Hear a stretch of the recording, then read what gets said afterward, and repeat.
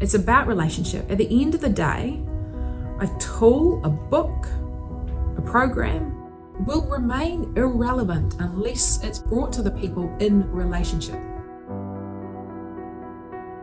So I got on my plane, got on the flight, sat in my seat, relieved, tired, and I had this elderly gentleman come and sit beside me. The plane took off and all of a sudden I heard the question, so are you flying off to work or are you flying home? And I said, I'm flying home. And he says, I'm flying to say goodbye.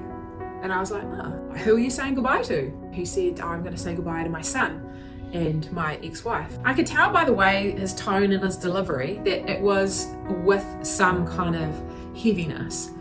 And so I said to him, how much longer do you have to live? He said to me, maybe a couple of months, maybe weeks. And then we talked about his cancer, his diagnosis, and his need to say goodbye to his 5 children. But most importantly, we talked about heaven, and we talked about his relationship with Jesus and how excited he was to go home. He said, I'm not worried, Maria.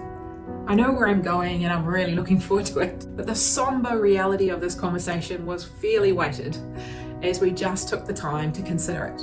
He said to me, gosh, I'm so grateful that you're prepared to sit with me in this space. I haven't been able to talk to anybody about it. So I introduced that I have the privilege of serving Focus on the Family in New Zealand.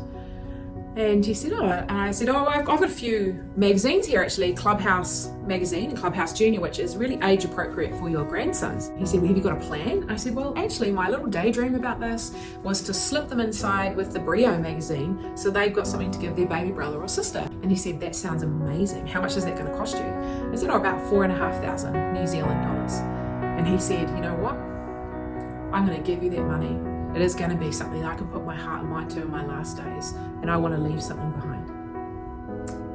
Well, I left that plane ride, amazed that God would use me at a time like this, encouraged for his generosity, but deeply moved. This gentleman hasn't yet left this world. I'm still in touch with him, and I'm still going to be advocating, and we will see Project Danny launch in New Zealand as we launch Clubhouse Junior and Clubhouse Magazine. There are going to be times that it's going to feel like it's fruitless, but we've got to not see it that way. We've got to see a much bigger picture. We must turn up, we must enable, we must listen, we must encourage other ministries to do the same and to do it with courage and with hope and no fear. Yeah, I think that's in essence why we need you to continue to support the work of Focus on the Family with your prayers, with your physical support and relationship, with your donations, with your finance.